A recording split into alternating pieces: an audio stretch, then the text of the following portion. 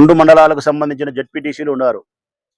ప్రొద్దుటూరు అర్బన్‌కి సంబంధించిన 41 మంది కౌన్సిలర్లు, 3 కోఆప్షన్ మెంబర్లలో మా చేత సస్పెన్షన్‌కు గురి కాబడిన ఇద్దరు తప్ప మిగతా అందరూ ఇక్కడ ఉన్నారు.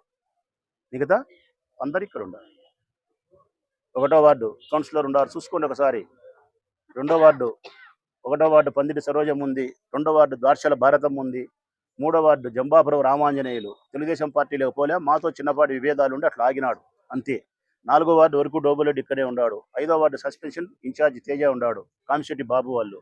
6వ వార్డు జయంతం ఉంది, 7వ వార్డు లావణ్యం ఉంది, 8వ వార్డు సత్యం రావుల శాంతి ఉంది, 9 సత్యం ఉన్నాడు, 10 గర్షపాటి లక్ష్మీదేవం ఉన్నారు, 11 ఎన్నిక జరగలే మహేష్ ఉన్నాడు మా ఇన్ఛార్జ్, 12 మా కాజా ఉన్నాడు, 13 ఇర్ఫాన్ చిన్నపాటి విభేదాలతో దూరం ఉన్నాడు కానీ తెలుగుదేశం పార్టీ కాదు, 14 మా భాష ఉన్నాడు శ్రీనివాస్ నగర్, 15 కంకర సుబ్బాడ్డన్ ఉన్నాడు చూసుకోండి, 16 మోడంపల్లె శ్రీనివాసరెడ్డి ఉన్నాడు చూసుకోండి, 17వ వార్డు జయలింగారెడ్డి వాలింటోని ఈరోజు టిఫిన్ తిని అన్నే పెట్టినాం చూసుకోండి, 18వ వార్డు గౌస్ ఉన్నాడు కంకర గౌస్, 19వ వార్డు మునీరు సస్పెన్షన్ చేసినాము మా ఇన్ఛార్జి చాను ఉన్నాడు, 20 కోటమీది నాగేంద్ర ఉన్నాడు చూడండి, 21 కొవ్వూరు రమేష్ రెడ్డి అన్న చెప్పాల్సిన అవసరం లేదు, 22 మహమ్మద్ కౌన్సిలరు మాతో సంబంధం లేదు మా ఇన్ఛార్జ్ ఇంతియాజ్ హిదాయత్ ఉన్నాడు, 23 వడ్ల ఖలీల్ ఉన్నాడు, 24 కమాల్ మామ ఉన్నాడు, 25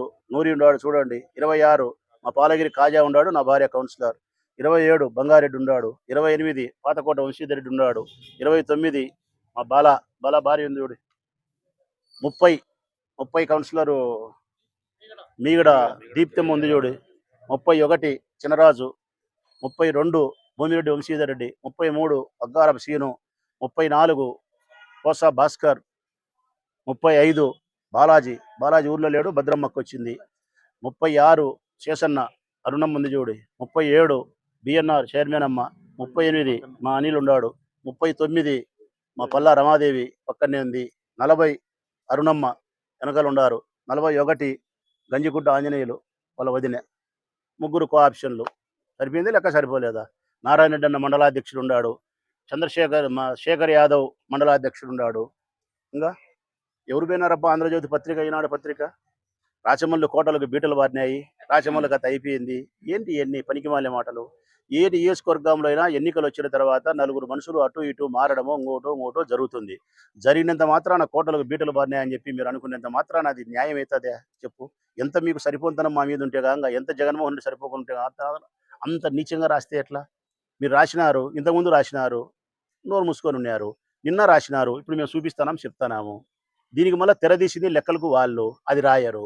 లెక్కలకు కొనేది, లెక్కలకు ప్రలోభ పెట్టేది అదొక రాజకీయం. ఈనాడు పత్రిక, ఆంధ్రజ్యోతి పత్రిక అది రాజకీయం అంటారా? డబ్బులతో కొనుగోలు చేసే కార్యక్రమం చేసి జబ్బదట్టి నేను పాలేగానంటే ఏం న్యాయం అది? అది ఎట్లది గొప్పతనం అవుతుంది? ఒక్క కౌన్సిలర్ ఎవరన్నా పోయినారా? ఇడా మిమ్మల్ని అడుగుతానా నేను, పోయినారా? పోలే. రేపొద్దు నేను అడుగుతానా, తెలుగుదేశం పార్టీ ఎవరికి టికెట్ ఇస్తే ఎవరుంటారు ఎవరు పోతారు? వరదరాజిరెడ్డికి టికెట్ ఇస్తే ఎవరుంటారు ఎవరు పోతారో చెప్పమను.